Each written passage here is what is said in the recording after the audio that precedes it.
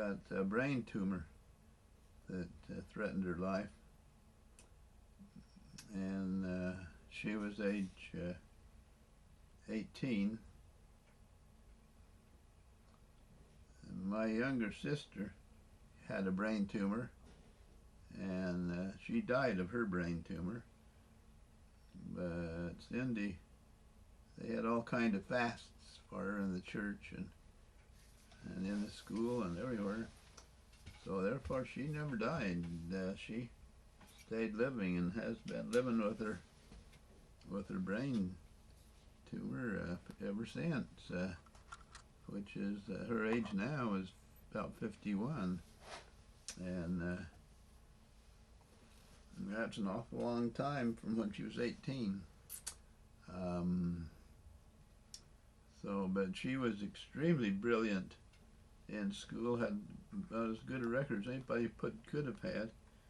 This had a bad effect, as you might imagine, on her mental capability, the influence of the cancer on her brain. And she had treatments on her cancer with radiation. And she's faithful. She goes to church and that type of thing, but she can't have any children because of the effects of the brain tumor on her reproductive system and so on. So she's now got troubles of falling and doing herself damage in falling, and we have to watch that carefully, and her mother especially has to go to all odds and lengths to try to protect her the best we can. Now a little bit more about Cindy. She actually did get married at one point. Yeah, she was married for 10 years or so, and I didn't think they'd ever get off their honeymoon. They treated each other so well, even though it was obvious that she may never be able to have children.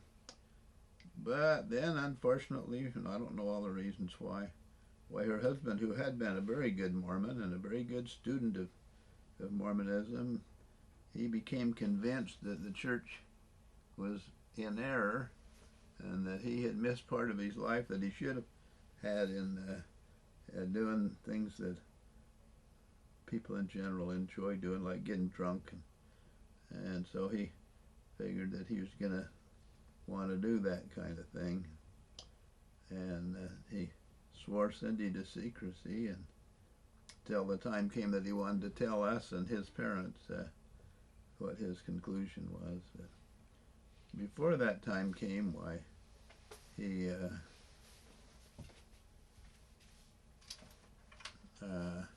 grabbed a handgun and shot himself to death in their own home in Salt Lake. So Cindy, she had the double tragedy of her brain cancer and also of her husband's suicide.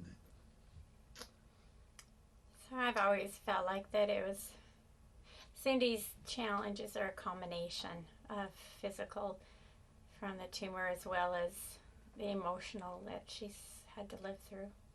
Now the other kids, now we started having, after the 3 girls, then we had 3 boys. The oldest of those was Burton Hal. It's named after a missionary companion that I thought a lot of, and splendid young man. But unfortunately, at the age of 7, he fell out of the back of our camper and hit his head in the wrong way, and badly injured his brain stem, and the doctor said that he was brain dead, and a week later, why, he died. So that was our oldest son. And one more part of that story is that back then giving organs wasn't a very common thing, but Mom and Dad allowed his organs to be given, and someone lives in California now because of Bart. Yeah, because he was given one of his kidneys to a young mother in San Francisco. Yep, that's right. And then the next one was David Mark, and he did a good job on his mission to Chile, and was a good member of the church. But then he kind of got listening to others and got in a bad way. Gave up going to church and never has gone to church. So that's too bad. And that's the way it is right now. And then the last one was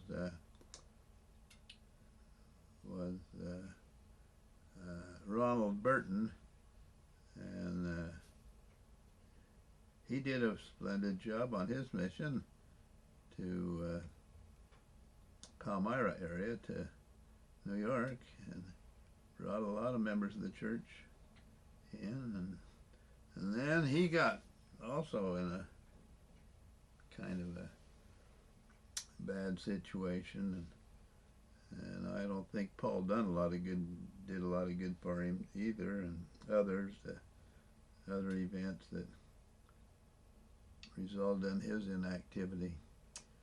But he unfortunately, at our viewpoint, not necessarily married, but he had 3 women that he had children by. The one woman he had 5 by, another woman he had 2 by, and then another woman he had 1 by, so that makes 8 children that he has responsibility for. And we will say that he's a wonderful dad. He really loves his kids, and he tries to do all that he can to be a good dad for them. Yeah, that's right. Even though he's in church, he shoulders responsibility well, and has still got a lot of responsibility though, because some of the ones are pretty young. The younger 5 anyway. He's got 3 that are pretty well grown and on their own now, but the other 5, he's got some pretty heavy responsibility for them. Which brings us to their next question, which is, if you could share with us the names of your grandchildren and where they're living and what they're doing. You've got quite a few grandchildren to go through. 21. So let's see if Dad can do this. 21 grandkids. Just briefly, the names, which of your children they belong to, and what they're doing. Well, Leanne's children, she has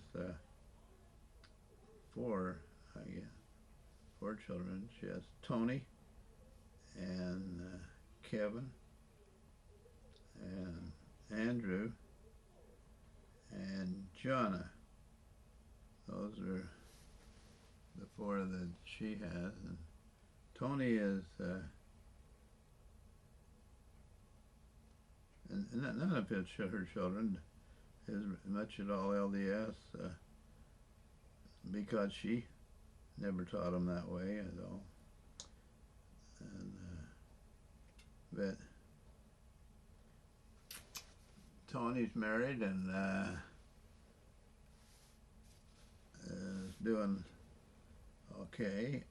And has a child, Nika.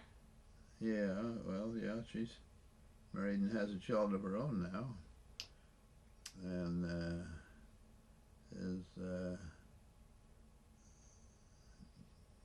financially they're moderately doing well.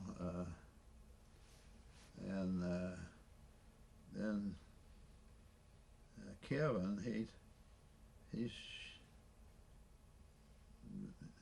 been a bartender and a car salesman, and kind of shoved around a lot. Hasn't done anything very grandiose. Nice, reasonably nice kid, you know. But his wife's Tracy. he's very pleasant, but he hasn't went out and really done anything too much.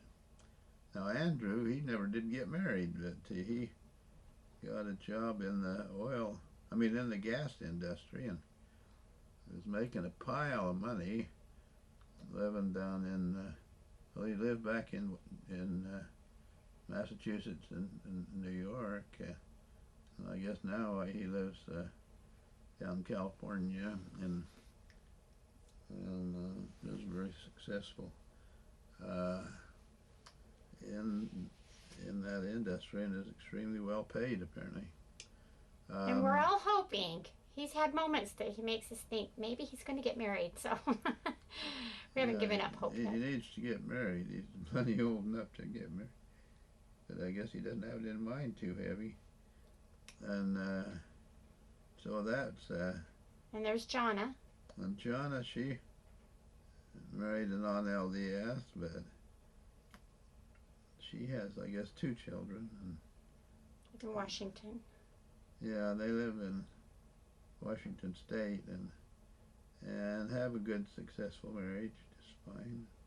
Very pleasant girl, and willing to. Her children, Allie is one. I'm trying to remember her second. Yeah, so that's Leanne. Now, Patty, she has, I guess, 5 children, one of which is adopted. And she's had trouble with him in a lot of ways, the adoptee. And so she's had to do the best job she could with him. She had one other daughter that got onto drugs and other things, but they were able to rescue her, and she's successfully married now and doing good, which is excellent for Patty to be able to do that. And then her eldest daughter married, but kind of not the right and too much, and so they've kind of divorced. And she has 4 children though, and we tried to help them out, and they're living in our basement right now. Her name is Cynthia. There's the 4 of them that are living there, and she's done amazingly well with that type of responsibility as a single mother. Wow, a lot of good things can be said about her. And she's going to school to be a school teacher now. Yeah, she's doing her best. She's, like she says, I'm trying, and she is. And then the next one is Heidi, and she married a very nice man, Jason Hamilton is his name, and they've done very well financially. They've done very well in the church, and are active and doing a good, fine job. Jason's been out of work for almost a month or a year. Yeah, for almost a year. We've been praying and hoping that this will be the week that he gets a yes. That'd be great. They have 3 daughters. The one was just born. Yeah, that's right. They do. And they're a fine LDS and an active family. And then there's one more. There's Tricia, they call her. And well, Tiffany, you mentioned Tiffany, but... Oh, I mentioned Tiffany earlier as being the one that got on drugs right. And got rescued. Tiffany married Adam, and they live in Arizona. Yeah. And they're doing quite well. And Adam's just finishing up school. Her husband is Adam Checketts, I guess. Yeah, Dave Checkett's is his uncle. And then this Tricia, the youngest, why, she's done okay and got a good husband, but they've had trouble in trying to find jobs and trying to make ends meet fully, and so they're still struggling along that line. Tricia owns 2 salons and is an amazingly good cosmetologist. Yeah, she is. It's just she was running a really good Salt Lake salon before she got pregnant, and now she's 2 months pregnant and very sick. Yeah. And then Dad mentioned our son Joseph, who is in the Army now. Yeah, he's in the Army now, and hopefully he'll have some of his disobedience removed by the rigors of Army life. Anyway, that's Patty's situation. And then Cindy, like I said, had no children. So then you go to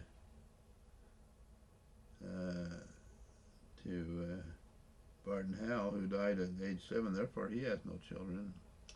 So it brings you to the last 2, which is David and Ron.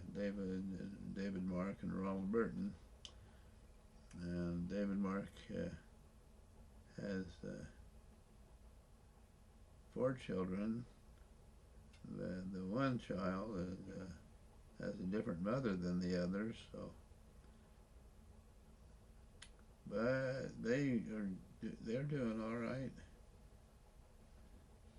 The other person that he had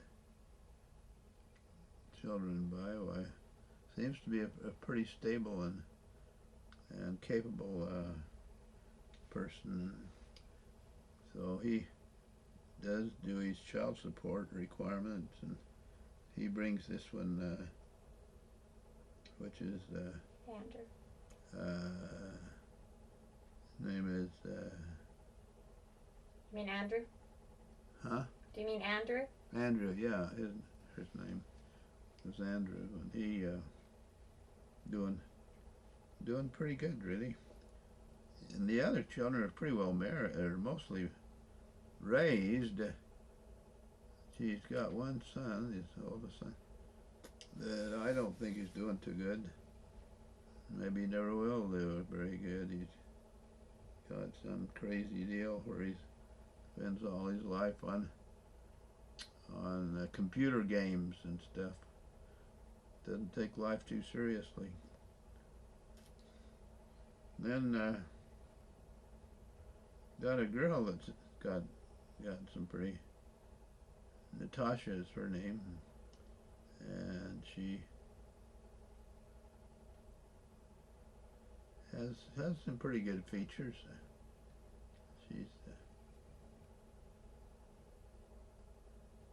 She's a pretty decent person, I think. And then there's one more there. Jaden is his name. I don't know whether he's fully expressed himself as to what he's going to be when he gets a little bit older. I'm not sure. But he's coming along reasonably, I guess. Okay, well now that's David. Now the last one I've mentioned before is Ronald Burton. He has 8 children by 3 women. And we have 9 more minutes left on our recording, so you have 1 minute per child. Well, he's leaves something to be desired with all these women, but he's willing to spend a lot of time meeting his requirements there and providing for him. It's a good father and good provider, and well as he can possibly be without much responsibility. Okay, so that's them now. Well, mention what Burton's children's names are. You got Cannon, and you got Ivory. Oh yeah, the older ones that's pretty well raised are Cannon and Ivory and Ripley. Now the ones that aren't really too well raised are Tucker and Talon and Camilla and Roisin and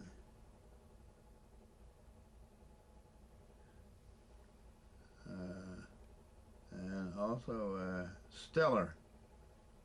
That's the 5 of them, and they're all pretty young and are doing.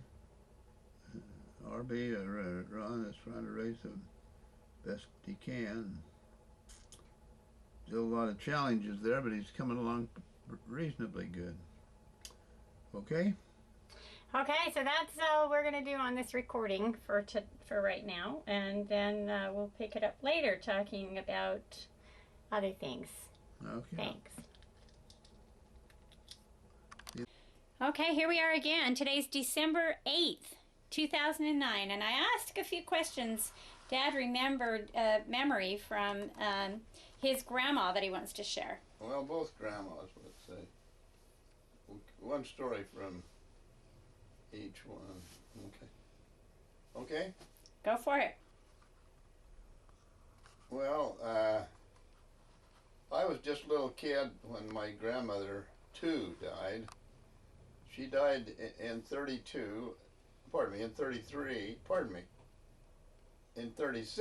Grandpa died in 33.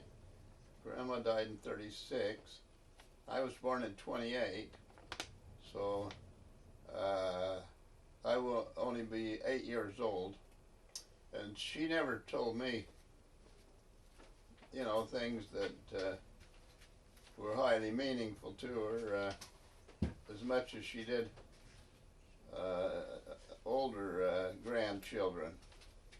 So some of the older grandchildren remember this story, and so I'll tell the story. It's a true story as far as I know, and I believe it to be true. But Grandma never told it to me personally, but he did to the older, like Merlene and Helen, like that, the older grandchildren. But the story is that there was a bum, a hobo that came up into Mapleton and stopped in at Grandma and Grandpa Tew's place. And there weren't many that did that, because most of the bums and hobos would go into Springville and ride the rails, on the trains coming and going, but Mapleton was several miles off the track. But anyway, the story is that he came up there and knocked at the door, and it had been snowing. Well, it was snowing, actually. And Grandma answered the door, and he said that he was a man that was in need of food, because he was really hungry, and he didn't have any job or anything, and so didn't have anything. So Grandma said, well, come on in. We don't have a lot of things, but we got enough to help you. So he came in, and she cooked up a nice meal for him, and he ate the meal, and I never did hear that he said anything very profound himself. I'm not sure, but anyway, when she got through, he thanked her very much, and she said, well, wait a minute, I'll give you some sandwiches and that kind of thing you can take on with you. And so she put things together, got him a nice big bag of food to take with, you know, and then he went out the door, and she got thinking. She said, well, I should have told him which way to go, because if he went to the east, he might go up the canyon and get lost and die of exposure. She says, I'm going to go find which way he went by which way his tracks were, you know, in the snow, because it was snowing. And she opened the door, and there were no tracks. And she said, well, that can't be. It was every reason why there should be tracks. She went over to where he came in, and there weren't any tracks there either. And so she just figured it was kind of an unsolved mystery as to why it is that there weren't any tracks going either east or west. And she perhaps an angel, huh? thought some, and Merlene and Helen and Naomi, I thought, well, you know, there's possibility of the three Nephites, one of the three Nephites there or something. So I don't know. That's a great story. Yeah. Dad, I remember the story, I don't know quite which one, but the one that heard, oh, my father. Oh, that was Grandma Lundell. Grandma Lundell in Sweden. That was one of the main things that... So that was Leah's mother? Yeah. Okay. Carolina. Okay. Was her name. Carolina. So tell that story. Carolina Steelquist Lundell. But Carolina was meeting with the elders there in Sweden, and when she heard this song, "Oh My Father," and concerning pre-existence in that way, it hit her very powerfully that she definitely believed in that. So, I guess I heard wrong. I thought that she was going someplace when she heard that song being sung, and she stopped and listened to it. No, I don't think so. So you thought she was already having the discussions with the missionaries? I think so. And the song just helped solidify her own internal belief. Yeah. Okay, good. It was one of the things that helped convert Grandma. Now, did you say that she was Lundell. the same one that had to live a winter with like potato peels and, you know, eating hardly anything? Was that Carolina? That's her, yeah. Yeah, she, her dad died. He was a drunk, and he died of alcoholism. And her mother was left a widow, and they didn't have a good welfare system over there in northern Sweden. And they were in unbelievable poverty. The kids couldn't help themselves because they had nothing to put in their tummy, and they'd go out and dig up potato peelings. They couldn't even plant the wedges of potatoes, you know. All they'd do is try to plant the peelings and hope that they would grow into potatoes, and it was hard to have anything grow because of the short season, you know. Up in Sweden there, like, golly, it would have between the time of the summer come and the first frost and the last frost, why, there was not hardly enough time to have most things couldn't grow because they didn't have enough light and heat and time. Yeah, so this was prior to her finding out about the church? Yeah. Yeah. And then she had further real trials and challenges when Oh, she joined yeah. the church. Yeah, when she was born, why, her mother had twins, and she wasn't expecting twins, and she had just a burlap bag, you know, to put on the one child, and here she had twins and nothing to put on the kid. And so she figured, well, I'll pick the one that looks like it's might be most likely to live, and probably the other one will die, because I can't give it anything much in the way to cover. So she put some straw. She did have a little straw, and she covered the kid, the newborn, with. And that's Carolina.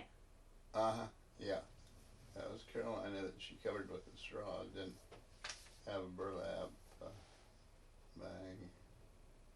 And it kind of expected her to die before the light of day, you know, but she refused to do that. And she was still alive. So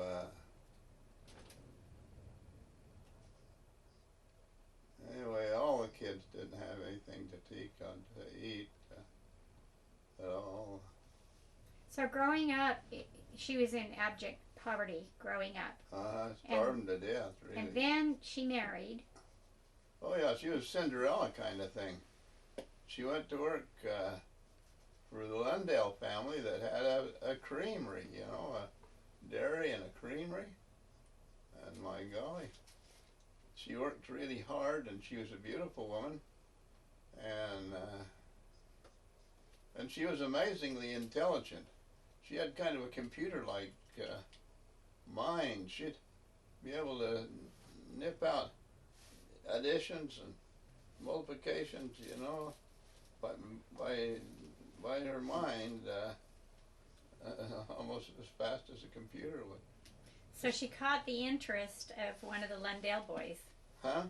So she caught the interest of one of the Lundales. Yeah, she did, when she was working in the creamery there.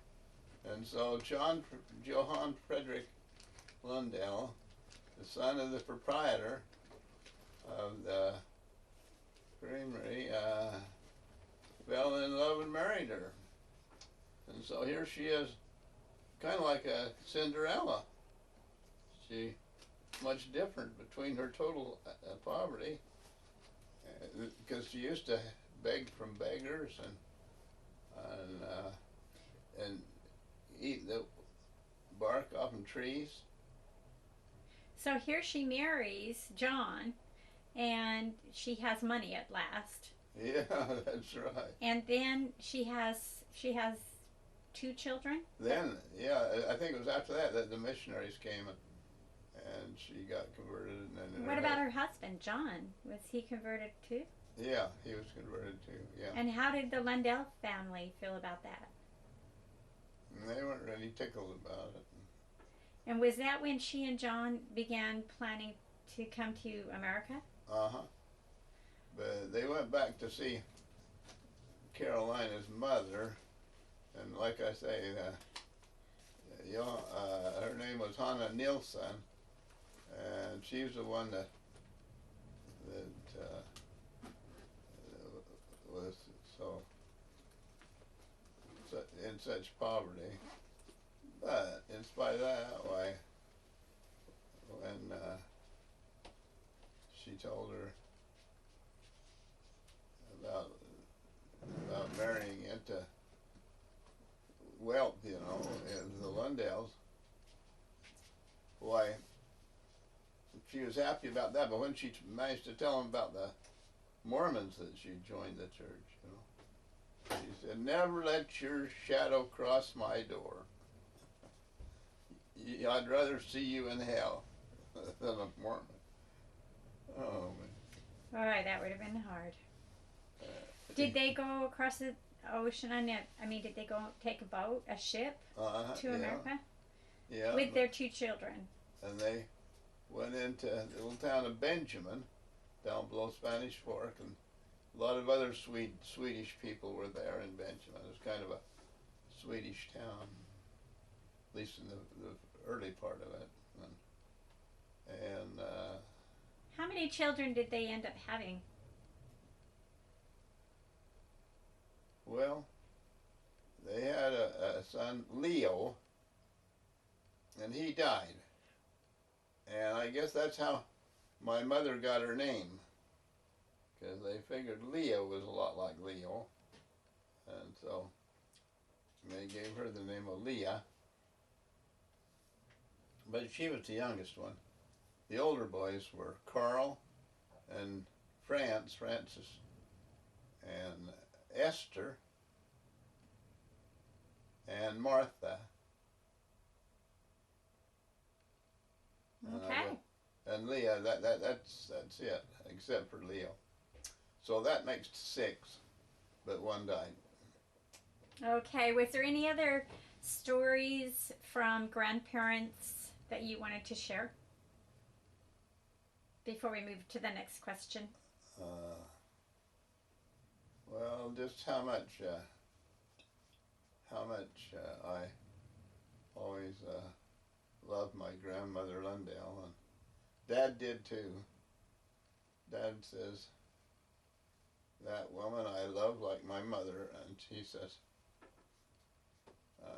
and so when she made her will, you know, as to who would administer the estate, why, even though she had the 2 older boys, Carl and France, she made Martha and my dad the administrators of the estate. Oh, wow. That's how much she thought of Dad and of course of Martha, and how little she thought of. In fact, Carl, he boasted, he said, I'll break that will. No. And he never did. And, Huh. So, but my dad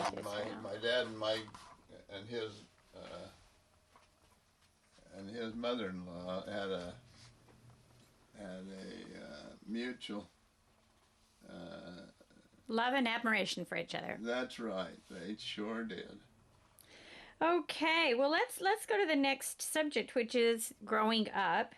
And the first question: what were the 2 or 3 things that you loved doing as a child? Oh, marbles. Yeah.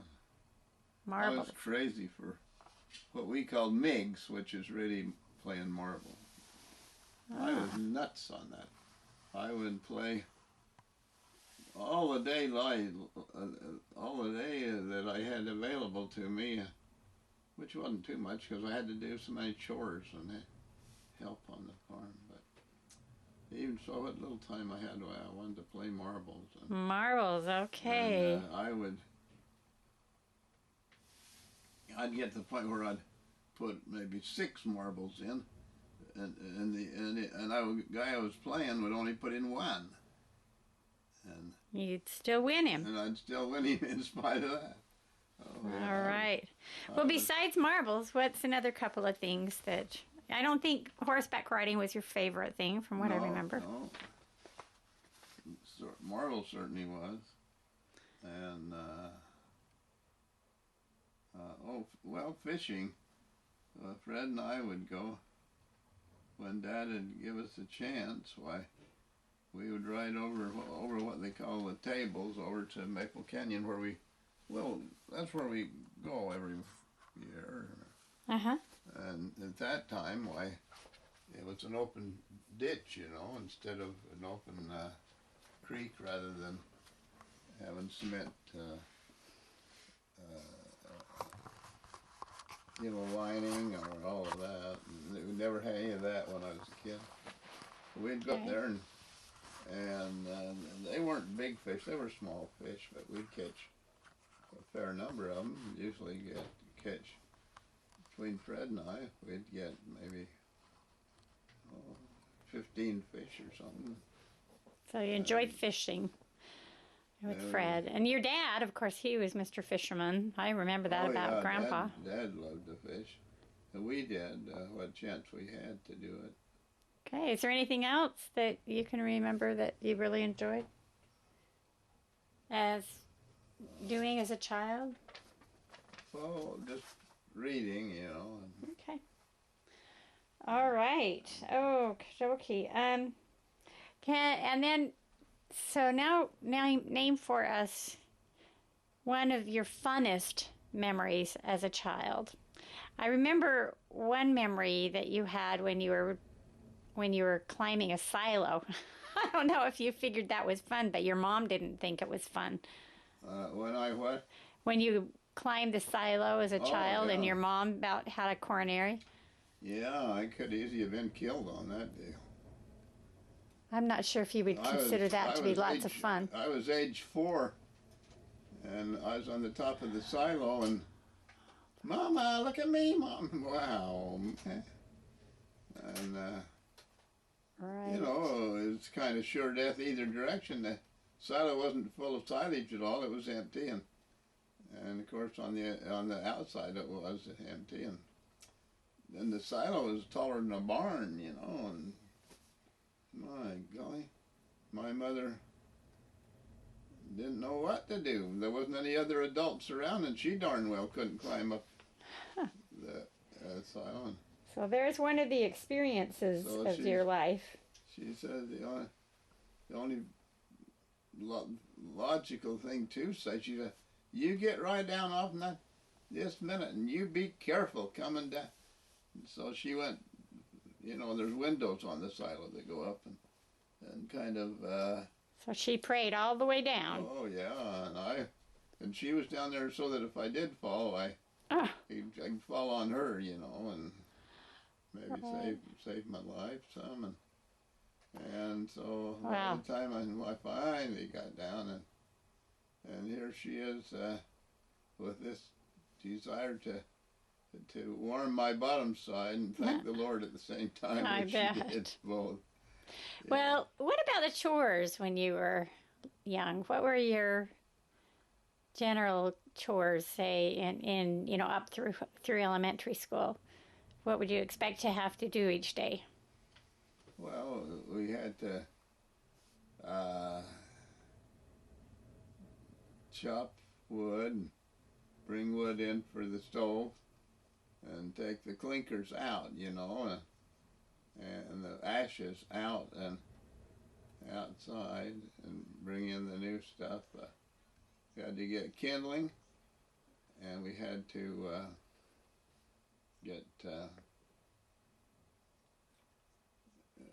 which is the fine things for building a fire, and then we'd get the larger pieces of wood, and we had plenty of wood, but they'd have to be chopped, and right.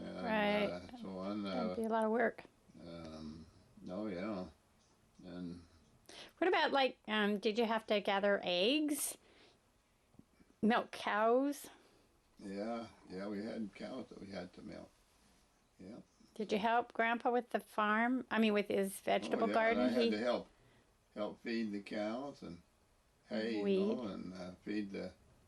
And then the other thing, we would have some pea vines down at the pea viner, and we'd have to either take horses down or later on take down the tractor, and we'd get a load of pea vines, we called them, and we'd bring them back, and the cows that go wild over those, man, they loved the pea vines. Probably it was because they got partly way drunk, because they were in silage, you know, and that meant that bacteria had been working on them and all, and so it was like candy to the cows. To the cows and horses. But I mean, obviously, you as a family, you ate some of those peas too. I mean, the good ones, didn't you? Well, I'm talking about in the wintertime when we would go get the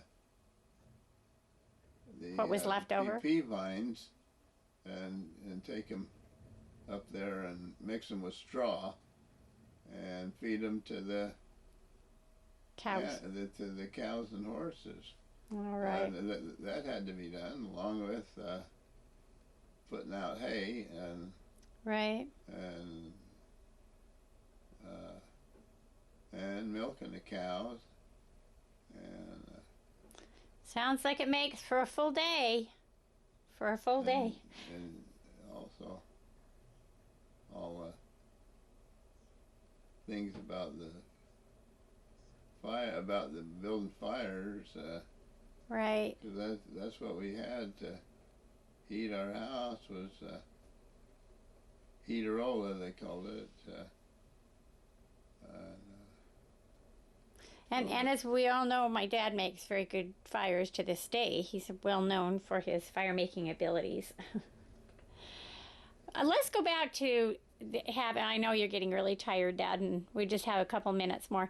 And the other question was, who did you hang around with, and who did you goof around with and have fun with in those earlier days before your mission? I had somewhat of a friend in Cornell Binks. He and I would get together, and a lot of times we'd go down to his place, and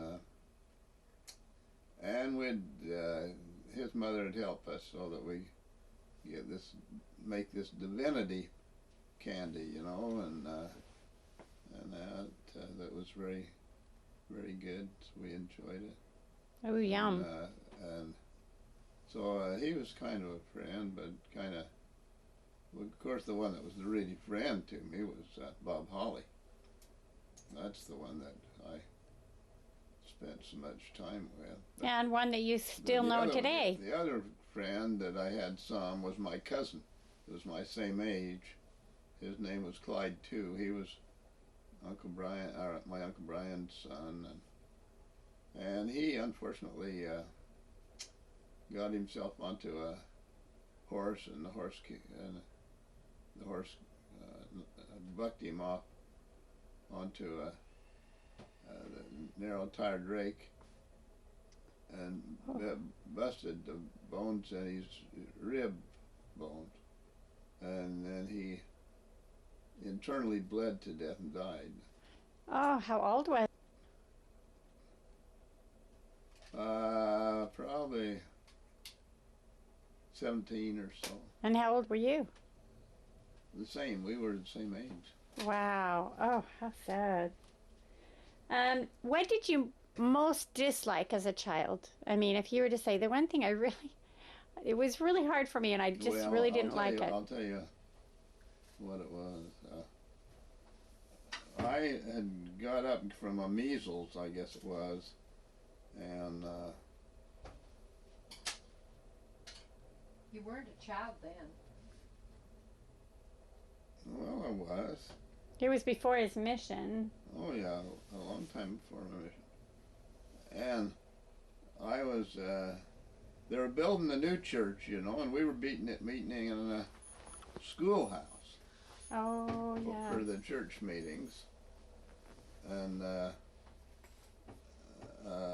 all at once I found myself down fighting people's legs. I found myself, in other words, I had fainted as a result of getting up like that. And I don't know why it brought so much fear into my heart, but I was just afraid of fainting all the time, especially if I was up in front of crowds or doing anything like that. I'd just go into a state of panic. And that was the bad thing and it stayed with me even to the time of going on my mission. Every time when I'd give a talk in church, the benches would all shake from me, shaking. And for those of you who are viewing this, you all know that Dad overcame that in quite a major way. He's been a speaker, and the major thing that the mission did for me was, and especially on street meetings over in England, and I got over that. That's really all something. All the time growing up, it was the worst thing. Yeah, it was a real bad thing. So those of you watching can know that if you have something that's really a big challenge and a fear, that, you know, remember Grandpa and what he's done. Well, we're going to take off and go eat now, so we'll say goodbye for now, and we'll visit a little later. All right. Sounds good.